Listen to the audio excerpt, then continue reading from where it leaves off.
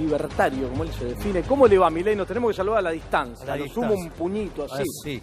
Bueno, primero voy a decir, porque nobleza obliga, el señor Milei acaba de publicar un libro que se llama Pandenomics, ¿sí? Que me lo trajo de regalo y dedicado. Lo tengo acá en mis manos, ahí lo toma la cámara. La dedicatoria. Pandenomics, la dedicatoria. Muy afectuosa dedicatoria, acá lo vemos, pero la letra de Milei no se va, no se va a entender. Es lo mejor que pude, aunque no lo creas. Mirá, ahí está. Para mi amigo y colega Agustín Datelis, con el mayor de mis afectos, y abajo su arenga libertaria, me puso el señor Javier Milei. Bueno, le agradezco el libro. Vamos a arrancar con esto, Milei. ¿Me puedes contar? Antes, sí, dale. Creo que nobleza obliga. Yo quiero agradecerte tu nobleza, tu integridad, cuando fui víctima de una situación, digamos, de operación, y vos de manera, digamos, generosa, en este espacio defendiste, digamos, cómo era la situación. Fue aclarar algo que valía la pena aclararlo, porque si no a veces se no, bueno, pero eso, digamos, para mí vale la pena y, digamos, y bueno, a mí, digamos, también, digamos, otra cosa que a mí me parece importante es que si bien nosotros pensamos distinto y vemos de modo distinto la economía, eso no nos imposibilita tener un trato cordial y una relación excelente, digamos, y eso a mí, digamos, también creo que la gente tiene que saber y entender, o sea, podemos arrancarnos los pelos. Ajá, ha ocurrido. Hemos de hecho, a ver, la evidencia dice que gané yo. No. Y mirá, ya empezamos mal. Mirá. Bueno, sí. Era Bueno, Milei, a ver, vamos a arrancar. Primero, el libro, acá está, Pandenomics, ya lo presentamos. Para arrancar, contanos de qué se trata esto. A ver, yo voy a decir, me lo acaba de traer, lo voy a leer, todavía no tuve oportunidad. ¿Qué es? ¿La economía en pandemia? ¿Qué análisis hace? Es el análisis económico en una pandemia. Tiene tres partes, el libro. Tiene una parte que es la matemática de la epidemia. ¿De qué consta el método científico? O sea, técnicamente es un modelo de un sistema de ecuaciones diferenciales que describe cómo evoluciona una pandemia. Yo voy a hacer una aclaración, porque Milei tiene una particularidad. Te habla de que el primer capítulo habla de un modelo de ecuaciones diferenciales, que uno dice, y sin embargo, agotó en 24 horas la sesión de este libro. Es una cosa extraña. Bueno, sí. Pero claro, porque en rigor, si bien yo, digamos, no dejo de utilizar la matemática, lo que hago es también vos podés saltearla y leerlo obviando la matemática. O sea, es algo que he tenido la suerte de estudiar con matemáticos y te permiten tener esa flexibilidad. En la parte 2 lo que hago es justamente ir a la economía, cómo es el análisis económico de una pandemia. Es decir, entonces desarrollo los fundamentos y en la parte 3 hago la aplicación. Es decir, aquellos que no les guste ni la parte 1 ni la parte 2 pueden ir directamente a la parte 3 y ver lo que pasó en el caso del coronavirus. Y el resultado fundamental al que llego es que el problema, digamos, no fue, digamos, la pandemia, sino que fue la cuarentena, digamos, que se tomó en todas partes del mundo. A ver, hay un trabajo de Robert Barro, digamos, que es especialista en crecimiento, que ha hecho muchos trabajos en materia de catástrofes, y él, digamos, junto a dos colegas, Ursúa y Wen, hace un análisis y hace, si vos te fijas, cuando esto arrancó, la Organización Mundial de la Salud decía que íbamos a lo que era la nueva fiebre española. La fiebre española tomó lugar entre 1918 y 1921 y en ese lapso de tiempo vos lo que tenés es que se infectó un tercio de la población mundial, una tasa de letalidad del 6% y por ende, digamos, murió 2% de la población del planeta, que eran 39 millones de habitantes. Si vos lo ponés en los equivalentes de hoy, tendrías que estar viendo 2.600 millones de infectados, el número no anda ni cerca por ahí, y tendrías que haber por lo menos 160 millones de muertos. Por lo tanto, cuando vos tomás el resultado de Barro, dices, mira, si esto fuera igual que la fiebre española, digamos, el PBI debería caer 7 puntos.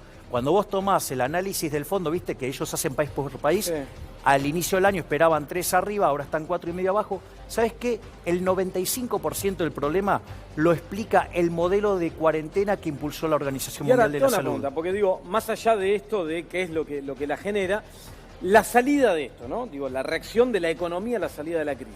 Digo, a ver, yo sé que tu visión de Keynes, porque ya hasta el hartazgo repetiste que no lo querés ni un poquitito, yo tengo una visión más keynesiana del asunto, pero Keynes, este autor económico, él desarrolla su teoría en plena Gran Depresión. De hecho, publica su libro que lo lanza a la fama y que revoluciona la economía en 1936. Septiembre de 1936. Correcto, plena Gran Depresión. ¿Cómo O sea cree? que... Si la de Gran Depresión va entre el 29 y el 33. Bueno, digo... no, está claro. Ahora, digo... Lo que apunta Keynes en este libro, lo que analiza es una economía en recesión, golpeada, que cae, que no cae. ¿Vos no le das espacio ni un poquito al keynesianismo, aún en este momento que estamos en una recesión generada por un evento externo como es un virus? A ver, lo primero es lo siguiente. Cuando vos tomás, ya sea el análisis que hace Friedman junto a Schwartz en la historia monetaria de los Estados Unidos, el instrumental keynesiano no explica la salida de la Gran Depresión. Si tomás los trabajos de Bernanke, tampoco. Y hay un trabajo reciente de Cristina Romer, o sea, digamos, una keynesiana, que justamente lo que explica es que vos no saliste de la Gran Depresión con política keynesiana porque Roosevelt, así como subía el gasto público, subía los impuestos. Y que en realidad la economía empieza a salir, ¿sí?, cuando básicamente modifica la política monetaria. Sí. Y este es un tema muy importante. Pero para que no nos metamos, porque si no nos vamos muy al tecnicismo. Y no. Hoy en Argentina, vos, ¿cómo, si no la ves por el lado del keynesianismo? No sería aumentar el gasto público, transferir. ¿Cómo verías la salida de esta pero situación? es que, a ver, primero que vos, como Argentina estaba en default, digamos, cuando llega digamos, el coronavirus, o sea, porque el default se inicia en el gobierno de Macri y después se extiende y después salimos del default, digamos, cuando se reestructura la deuda. Ahora, el punto es que, entonces, vos no tenías acceso al financiamiento externo. Vos no tenés demanda de dinero, por eso tenés, digamos, los controles de capitales, las restricciones, porque en el fondo es que la gente no quiere demandar pesos. Entonces, si vos, frente a una contracción de oferta, vas a estimular la demanda y la vas a financiar con emisión monetaria, que es algo que la gente no quiere, vos estás gestando las bases para un desastre. O sea, ¿qué es lo que yo creo que está sucediendo? O sea, Argentina está transitando la peor crisis de su historia. O sea, fíjate que los indicadores son peores que los del 2002. Porque vos en el 2002, por ejemplo, la economía te cayó 10,9 con una máxima caída en el segundo trimestre de 16,1. Guzmán espera para este año 12,2 de caída y la 19,1 tuviste en el segundo trimestre. Desempleo se te fue en torno al 25 en aquel momento. Hoy tenés 13. Sí, pero cuando vos modificás digamos, el dato de la APA, activa, claro, te vas a 29. Es más, vos tenés hoy la pobreza en 41. Ahora, la realidad es que si vos con el desequilibrio monetario monstruoso que tenemos te llega a tener un estallido hiperinflacionario, la pobreza la vas a ver en el 75. Es decir, no estaban las condiciones dadas para aplicar, digamos, la receta keynesiana. De hecho, en alguna parte yo discuto, digamos, en otras partes del mundo vos tenías algún margen para hacer algo con la política monetaria y la política fiscal, en especial porque ¿qué es lo que pasa? En el aumento de la aversión al riesgo, la gente va y financia al gobierno, a Estados Unidos. Entonces, digo, Estados Unidos, ¿me entendés? Puede agarrar, inyectarle guita a la gente tomándola del mercado y no pasa nada. Ahora, digamos, acá, digamos, la gente no quiere tener los pesos, se está yendo de los pesos. Entonces, si vos querés arreglar esto con estímulo monetario, digamos, te terminás prendiendo fuego. Y así como está, ¿cómo termina? ¿El tipo de cambio oficial vos ves que se va a devaluar muy fuerte o que se sigue aguantando y la brecha? Pero es que la brecha te está marcando que esto está mal, Agustín. O sea, ahí y el problema es, ¿qué pasa si vos seguís apretando los controles para tratar de mantener esto en línea? Lo que vos vas a hacer es que la brecha cada vez va a ser más grande. Cuanto vos tengas más exceso de demanda en el mercado de divisas, ¿por qué es eso la brecha? Sí. ¿Cuál es el problema? El problema es que eso implica exceso de oferta en el resto de la economía. ¿Qué significa eso? Digo, a ver, en el mercado de bonos, precios bajos, por ende, altas tasas de interés. Altas tasas de interés genera exceso de oferta en el mercado de bienes, o sea, caída en el nivel de actividad. La caída en el nivel de actividad genera exceso de oferta en el mercado de trabajo, o sea, caída del salario real, ¿me comprendés? Y además, como te empeoran los números fiscales, seguís emitiendo más, generando más exceso de oferta de dinero, bueno, esto explota, porque no es que sube el dólar o suben los precios, en realidad lo que te está pasando es que está perdiendo poder adquisitivo el dinero. Entonces, si vos esa situación de exceso de oferta la alimentás más, digo, va a terminar peor, o sea, lamentablemente lo que hay que decirle al gobierno es, mire, usted está yendo por la receta equivocada. Porque, es más, fíjate que cuando Guzmán te dice, no, ¿cómo salimos de esto? Te dice, salimos estimulando la demanda, porque eso va a generar un crecimiento tan grande de la actividad que va a hacer aumentar tanto la recaudación que el déficit fiscal va a caer. Eso es falso. Podemos tener todas las discusiones, técnicas y la matemática de eso no da. Pero ahora olvídate, nos olvidamos de la matemática. ¿Qué es la evidencia empírica? Argentina ese ejercicio lo puso en práctica de los últimos 119 años, 109. Siempre salió mal. ¿Por qué va a salir bien ahora? O sea... Ahora, Javier, en el medio de todo este despiole, sí, vos lanzaste una bomba que fue tu candidatura a diputado. Muchos, ¿sabes lo que me dijeron? Me dice, che, pero Milei, que siempre criticó a la clase política, de repente es político. ¿Cuál es, cuál es tu idea de esta candidatura? Mira, esto es, siempre mirado desde mi prisma, ideológico, y yo lo acepto. A ver, yo siempre me manifesté como, en el plano normativo, o sea, en lo filosófico, anarquista, ¿sí?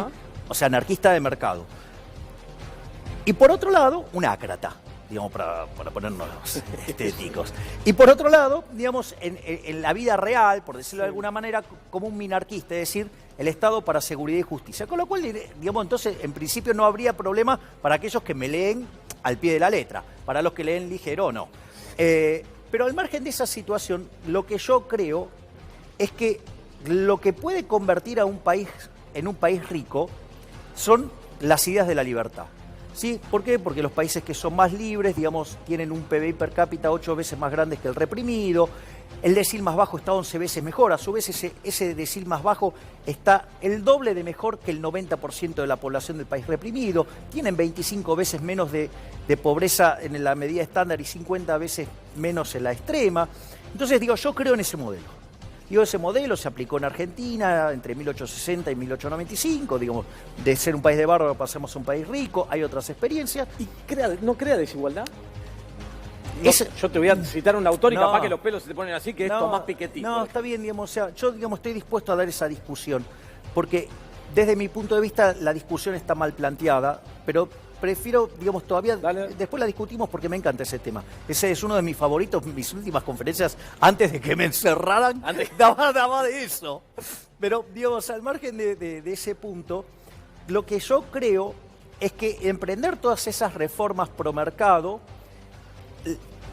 eso perjudica a la corporación política. Entonces, que hay un problema de incentivos, es decir, los políticos no tienen incentivos a hacer las reformas que se necesitan para que la gente esté mejor. En ese contexto, ahí vos tenés un problema, porque entonces, ¿cómo se arregla esto si los que lo que tienen que arreglar no lo van a arreglar? Bueno, hay algunos que van por la solución revolucionaria, quieren una guerra, qué sé yo, esas cosas. La solución sangrienta. A mí la solución sangrienta no me gusta, y aparte, yo les diría a los que piensan en esa solución que tienen un problema, que el monopolio de las armas lo tiene el Estado.